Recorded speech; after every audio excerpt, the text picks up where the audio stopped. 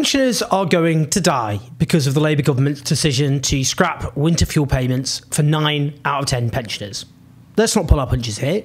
That's the truth. You might not like hearing the truth. You might think it sounds sensationalist or overdramatic, but it's true. That is the practical impact of the government's policy, and what's more, the government knows it, as I'll explain. Now, here's a summary of what is going on. As I said throughout the election campaign, Labour was going to claim, when they won, that there was a massive hole in the nation's finances after they secured the keys to number 10 in order to justify cuts which they wanted to avoid being scrutinised about before people voted. That is in fact what happened. And one of the ways they announced they were going to save money is by this attack on the winter fuel payment, which helps pensioners with the cost of energy over water. Note, the Labour Party did not put this plan to the electorate during the election. They did not ask voters what they thought about it. They knew it was politically toxic. And we know Rachel Reeves previously has called for an attack on the winter fuel payment years ago. That was in the Ed Miliband period. So clearly she long had designs on this, but in the election campaign, in the years running up to the general election, they did not be clear with the British public that this is what they were intending to do, which they clearly were going to do all along. Now, the argument here is that they will means test winter fuel payments, so the poorest pensioners will still get the help they need, while the richest don't. Sounds reasonable, that, doesn't it? Here's the problem. Means testing benefits, that is, asking people to prove their financial circumstances make them deserving, always leads to people who need help not getting it. Labour's now saying that only pensioners in receipt of pension credit will get winter fuel payment. But here's the problem. About 30% of those pensioners eligible for pension credit, that is those officially designated as living in hardship, don't receive it. That's what means testing does. It's why it's actually a cost-saving measure. Politicians aren't honest about that fact, but it's why. Indeed, around £21 billion a year of benefits and tax credits goes unclaimed a year, which is about the size of the black hole Labour is talking about. Now, those pensioners will now get their winter fuel payments taken away. Those pensioners who should be getting pension credit but aren't, and now they're going to get their winter fuel payments also confiscated. Labour saying that they support increasing take-up. There has been an increase in pensioners claiming pension credit because of all this, but nowhere near enough, not even close. Without question, hundreds of thousands of people eligible for pension credit are still going to end up not receiving it, and they're not going to get their winter fuel payment now. The government knows it, because if all the pensioners eligible for pension credit claimed it and therefore got winter fuel payments, that would more than wipe out the savings the government expects to make from the attack on winter fuel payments. They cannot seriously want that to happen. It would make no sense. And it's not just those who are below the poverty line, it's those just above the threshold. We're talking about well over 1 million pensioners. About 1.2 million pensioners or so, as well as those 850,000 pensioners below the poverty line.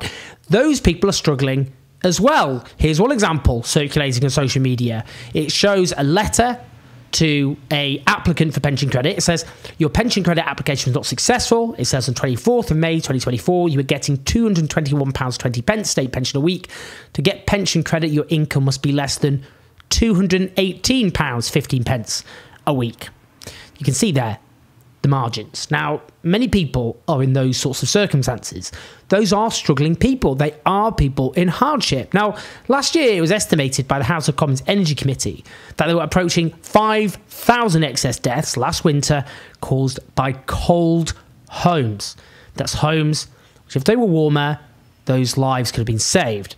Indeed, analysis by Labour in 2017, where Keir Starmer was in the shadow cabinet, warned that Tory plans to cut winter fuel allowance would increase excess deaths by approaching 4,000 that winter. Now, the Labour leadership knows this will kill pensioners. They know the consequences. Indeed, The Guardian this weekend talks about Labour ministers and MPs oh so bravely, anonymously denouncing this attack on the winter fuel payments. One cabinet source is quoted as saying it hasn't even been thought through properly. We're going to end up with more old people in a hospital or care as a result, with all the costs involved in that. Absolutely true. It's called a false economy. You make cuts, but you end up paying more money as a consequence. Now, they quote another Labour MP, it's going to save us £1.5 billion, but that won't be worth the political hit we'll take this winter. The right-wing press will be full of stories about elderly people sitting in A&E or in buses because they can't afford their fuel bills, and it's the only way they can keep warm. It's absolutely clear, by the way, that we're going to have, and it's obvious what's going to happen. Various newspapers are just going to zone in on examples of pensioners freezing to death who were going to get the winter fuel payment but didn't. And that's going to be disastrous. It's going to be story after story. It's going to be a disaster for the government. Another Labour MP is quoted as saying, I don't think there's a Labour MP who isn't worried. We're talking to our constituents, reading our emails this weekend. We'll be in our constituencies. I've had more people stopping me in the street than over Brexit. Pensioners just pleading that we don't do this. Now, some go, well, why should it be going to wealthy pensioners when the finances are as they are? Very simple answer to this. If you increase taxes on the well-off, including well-off pensioners, then you recoup the cost of winter fuel payments to those pensioners without hurting struggling pensioners. There is no way of ensuring that you get this, that those who need support get support if you means test benefits. You will always end up stripping away support from large numbers of people. Now let's listen to the Health Secretary who was treating all this. Of course, people who receive the winter fuel allowance, who will no longer receive it, would be aggrieved about that. Anyone would be in their shoes. But I just say to my colleagues, these aren't just tough decisions for the Chancellor to take. These are tough choices for all of us to take with her. We have got to fix the foundations of the public finances. Without that, we will not get back to growth.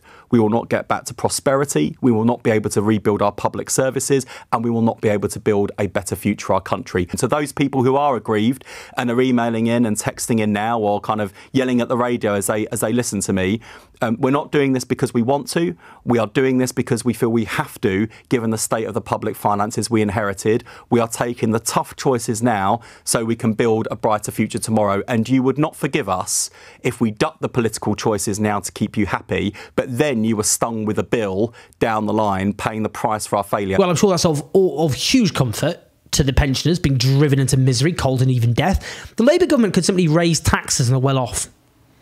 It is choosing not to do so. That political choice means imposing poverty and, yes, death on pensioners, a hideous fate in the twilight of their lives, all because Labour doesn't want to ask the booming rich to pay more taxes. Now, notably in a previous election, the Chancellor now the Chancellor Rachel Reeves tweeted, it's Labour who will stand up for pensioners, defending the triple lock and winter fuel payments. While the now Deputy Prime Minister, Angela Rayner, also denounced the Tories for threatening winter fuel payments, boasting of Labour maintaining the winter fuel allowance. Meanwhile, the SNP Westminster leader Stephen Flynn reports just watched a Labour MP do a double fist pump as the vote to remove the winter fuel payment from pensioners was passed by Parliament. Lovely. It's great to know the sorts of people running the country, isn't it? Now, only 6 MPs elected as Labour MPs voted against the policy. What an embarrassment. While 53 Labour MPs abstained rather than actually having the courage of taking a stand because they were too scared they'd have the whip withdrawn. Of those 5, there were 7. Sorry, of those who the 6 who were elected as Labour MPs, 5 were among the 7 who had the whip withdrawn because they voted the other week against the 2-child limit, which drives hundreds of thousands of children into poverty and hardship. While just one sitting Labour MP who didn't have the whip withdrawn, John Trickett, took a stand, and kudos to him. Now, one of those taking a stand was John McDonnell. Let's listen to this brilliant contribution. I just think we're in an unnecessary position when there's so much else we could be doing. We don't need to put it on the burden of the poorest. We need to make sure that those who can afford it can pay. So it means bringing forward redistributive tax measures, equalising capital gains tax, tackling the corporate tax relief issues that we have to confront, making sure that actually the city pays its way with a financial transaction. We don't have to be here. And I just hope people learn the lesson as we move towards this budget, not to put us in this position again, where we take a decision which is based upon, I believe, misjudgment, and certainly flies against everything I believe in as a Labour MP about tackling inequality and poverty within our society. I was not elected to impoverish my constituents and put them in this hardship. So I regret voting for a motion put forward by these characters, but I will have to because there's no other mechanism. And I say to my people back in Hayes, I want to look at them in the face and say I did the right thing. As I often say, the best leader that Labour never had. Meanwhile, the journalist was Goodall treated. I'm told there were several Labour MPs in tears in the voting lobbies when voting for the winter fuel changes this afternoon.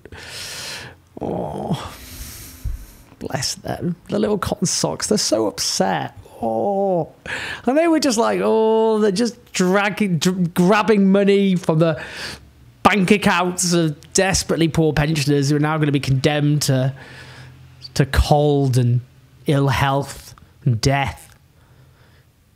We're not thinking enough about those Labour MPs. What about their hardship? What about their misery? What about their pain? No one's thinking about them right now, are they? They're not thinking about their trauma. Oh, because they want to be like the nice guys. They see themselves as the nice guys. And now people think they're mean. That makes them really sad. We should set up maybe a charity hotline, get a number that can pop up on the screen, so we can all donate maybe to an appeal for these Labour MPs. Bless them, their little souls. Think about their tears. Their tears aren't going to heat the homes of struggling pensioners, are they? Now, Starmer supporters spent years saying, we can only get change by getting elected. And now they're elected, their position is, that change is taking support from desperately struggling pensioners. This is who these people are. This is a wealthy nation.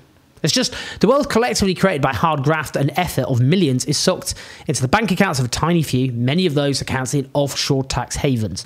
The richest 350 British households have a combined wealth equivalent to the entire economy of Poland. We don't need to behave as though everyone is just fighting for scarce resources. For those MPs who didn't take a stand, many of you are now going to get kicked out the Labour Party. Anyway, mark my words. That's where you'll end up. You've got no future. You've got no careers. Some of you might end up maybe a PPS, parliamentary private secretary. You get to carry the bag of a minister. Oh, you're going to end up having to vote for this sort of shit over and over again. And you've got no future. Many of you are going to get kicked out of the party. You won't be standing in the next election. You'll have the whip withdrawn in some cases. And when that happens, you'll ask, well, was it worth it? You'll be like, why didn't I just vote against that? Now, many of those MPs, not least those suspended already, should simply leave and help build something new. There are huge numbers of people in this country who want actual change. They don't believe in a Labour government which makes the poor poorer, which condemns people to hardship, insecurity and indeed premature death. If you're still someone with illusions in Labour, I think it's time to give up. I think it's time to back the Greens or the Independents and build a stronger voice in politics which demands the well-off cough up, instead of the struggling being hammered over and over and over again, because there's many more attacks to come.